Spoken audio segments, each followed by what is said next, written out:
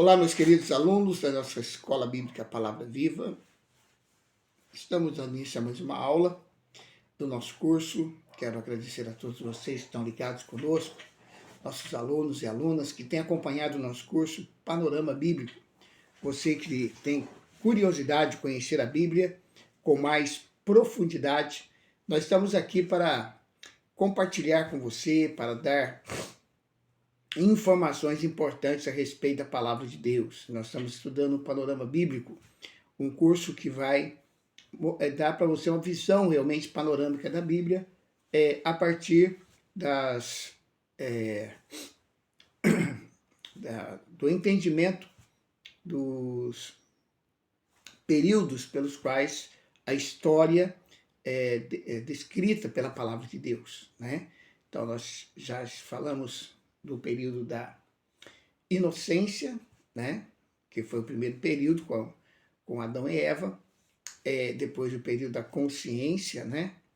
E agora estamos trabalhando com o período da promessa, né? Com a história dos patriarcas de Israel. E nós estamos agora com José, estamos falando sobre José, e na aula de hoje nós queremos compartilhar sobre a morte de Jacó e de José.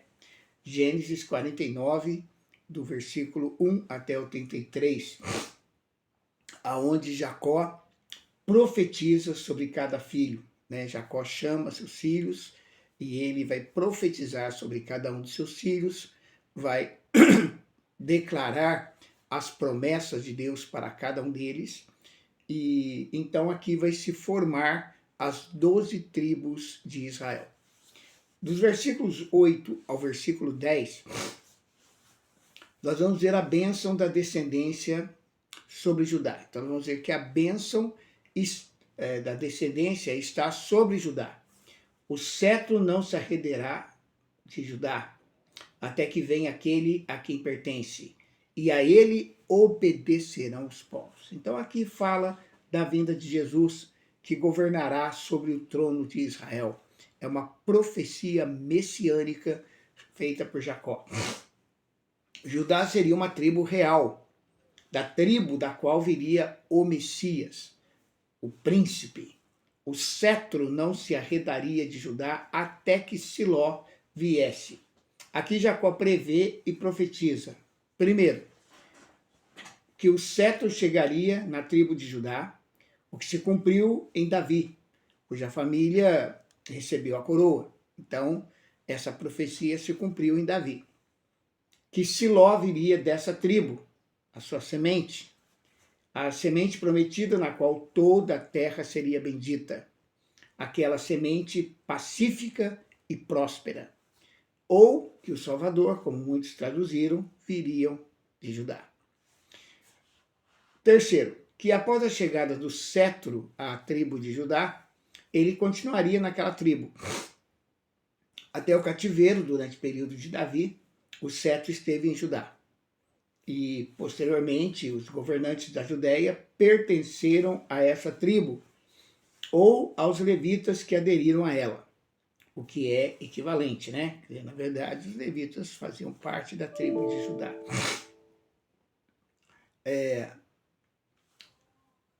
Até que o império se tornasse uma província do Império Romano no período exato do nascimento do Senhor Jesus. E naquele tempo, ela era tributada como uma das províncias, de acordo com Lucas, capítulo 2, versículo 1. E à época da sua morte, os judeus afirmaram: não temos rei senão César, lá em João 19, 15. Por isso, ao contrário dos judeus, é inegável concluir que nosso Senhor Jesus é aquele que haveria de vir, e que não devemos procurar outro, pois ele virá exatamente no tempo determinado. Então aqui nós vemos uma extraordinária profecia messiânica, declarando que realmente o cetro está nas mãos do Senhor Jesus. No verso 28, todas estas são as 12 tribos de Israel. Então aqui a nação se forma. Os 12 filhos de Jacó foram os ancestrais das 12 tribos de Israel. Toda a nação de Israel veio desses homens. No verso 33, acabando Jacó de dar essas instruções a seus filhos, encolheu seus pés na cama, expirou e foi congregado ao seu povo. Jacó morre e ele foi congregado ao seu povo. A morte de Jacó, alegremente, colocaria em descanso, agora que ele estava fatigado, né? Jacó morre num momento muito especial, né? Ele morre junto com todos os seus filhos. Ele entregou o seu espírito livremente nas mãos de Deus, o Pai dos Espíritos, e expirou. Então aí, Jacó morre, né? Termina um ciclo da história de Israel, os patriarcas, o último dos patriarcas, então fecha seus olhos e morre. Na sequência, vem a morte de José, no capítulo 50, do versículo 22 ao 26, e a Bíblia nos conta que José habitou no Egito, ele e a casa de seu pai, e viveu 110 anos. E viu José os filhos de Efraim da terceira geração, também os filhos de Maquir, filho de Manassés, nasceram sobre os joelhos de José.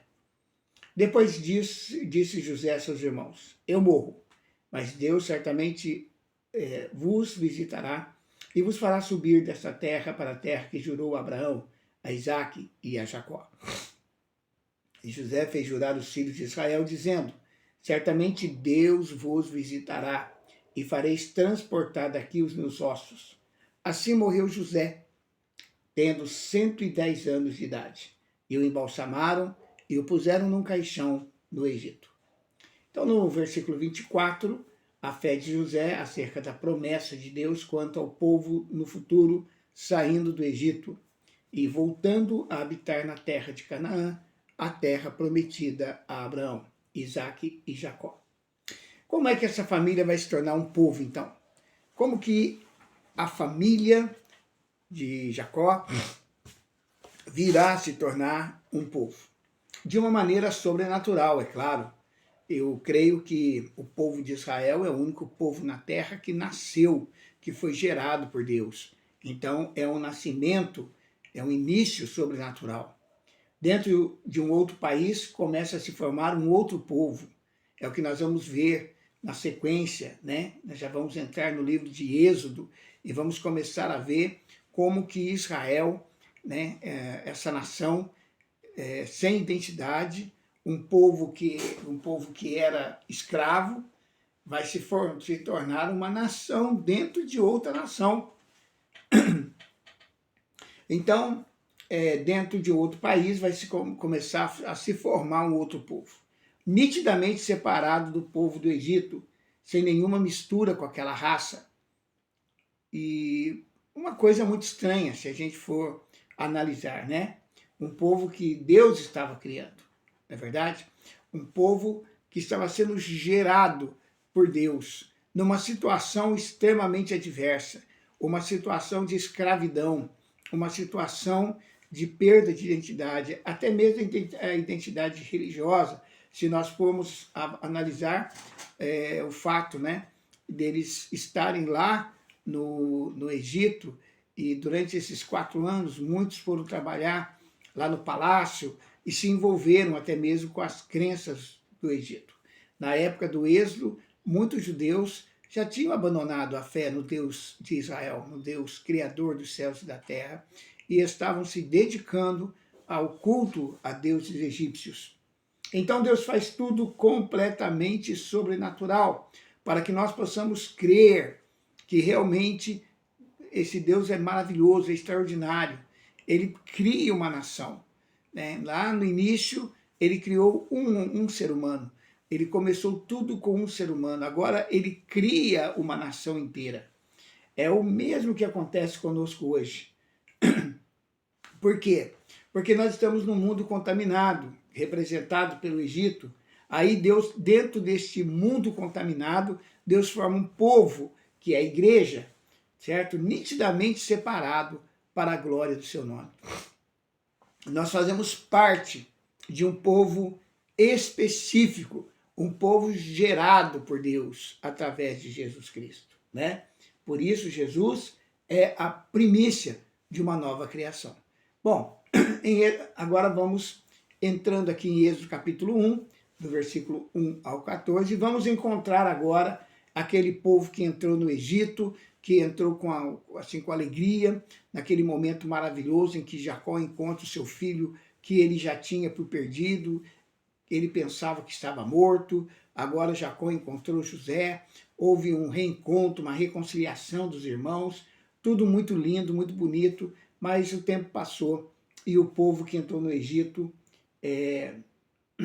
foi escravizado. Esse povo cresceu lá e eles foram escravizados. Então agora nós vamos ver o povo que entrou no Egito, o seu crescimento e como eles foram escravizados. Bom, no capítulo 1, do verso 1 ao verso 5, a família que entrou no Egito. Eram estes os nomes dos filhos de Israel que entraram no Egito. Entraram com Jacó, cada um com a sua família. Ruben, Simeão, Levi e Judá. Issacar, Zebulon e Benjamim, Dan e Naphtali, Gad e Azer. Todas as almas, pois, que procederam da coxa de Jacó foram 70. José, porém, já estava no Egito.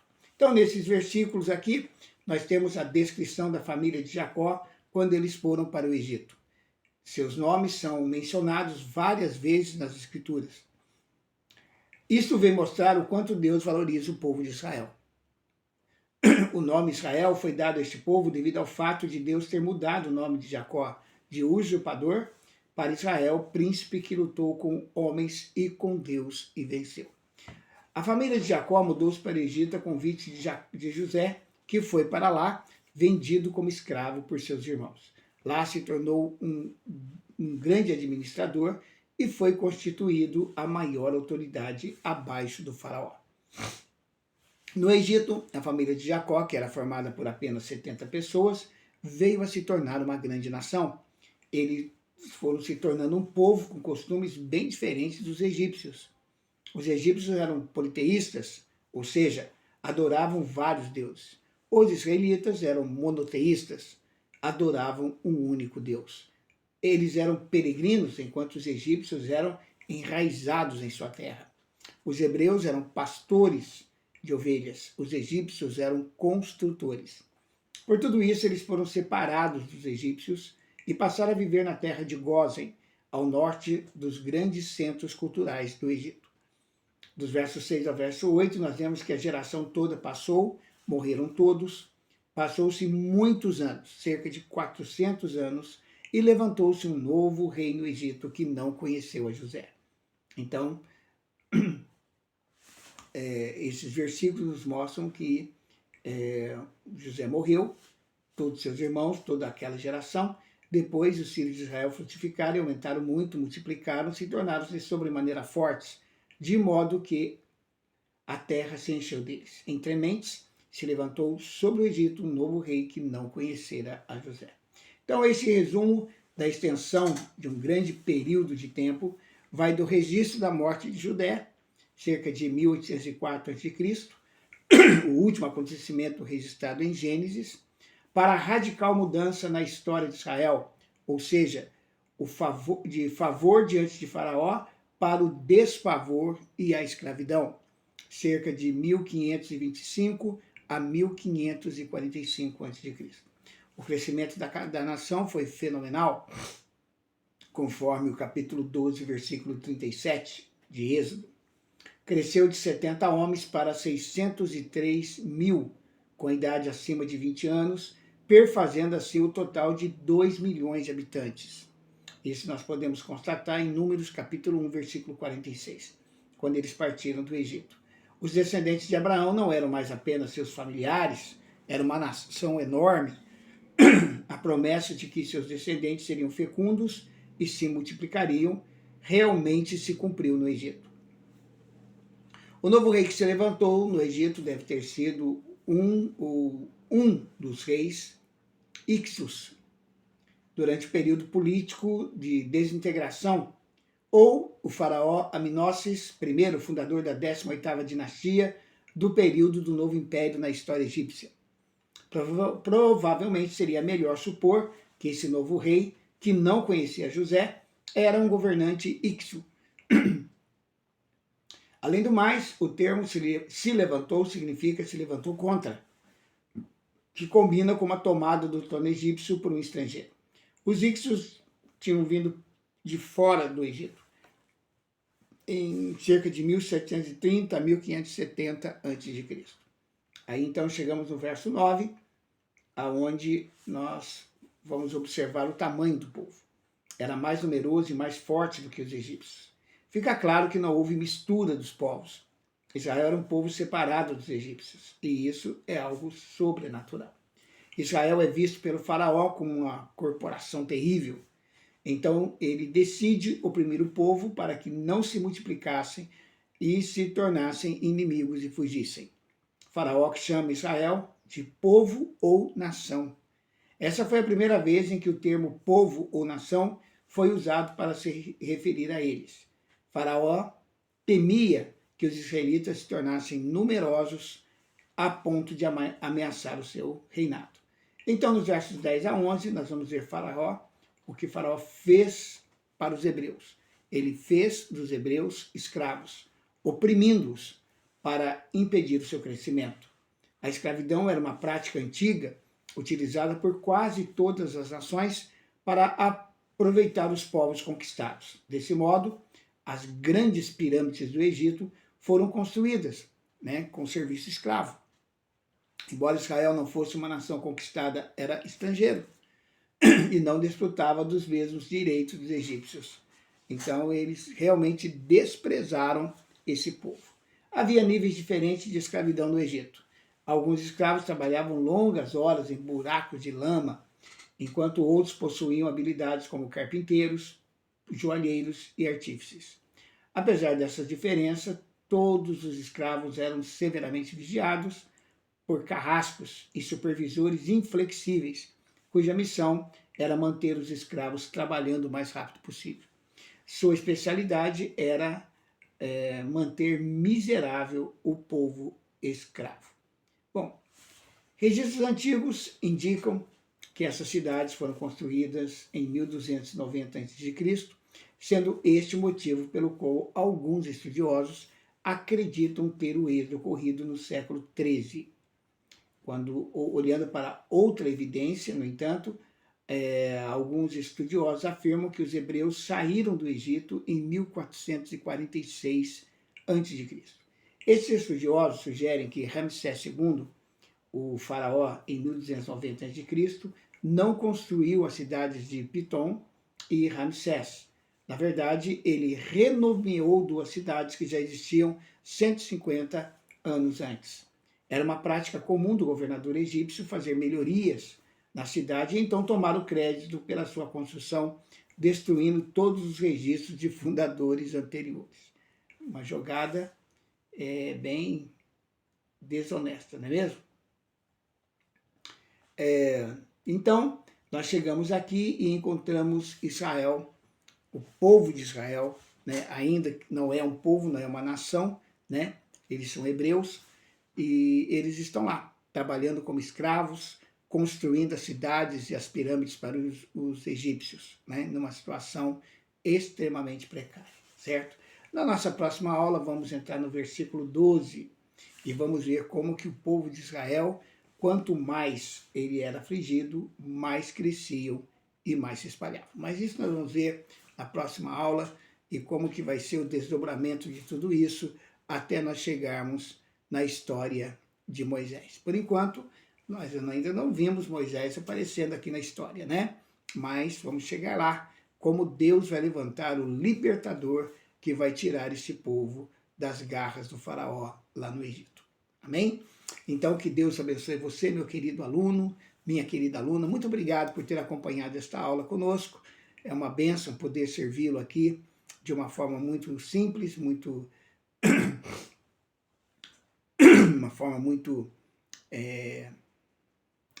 simples, mas com muito carinho nós preparamos essas aulas para vocês. Que Deus abençoe. E se você gostou desta aula, você pode curtir o nosso vídeo, pode compartilhar nas suas redes sociais.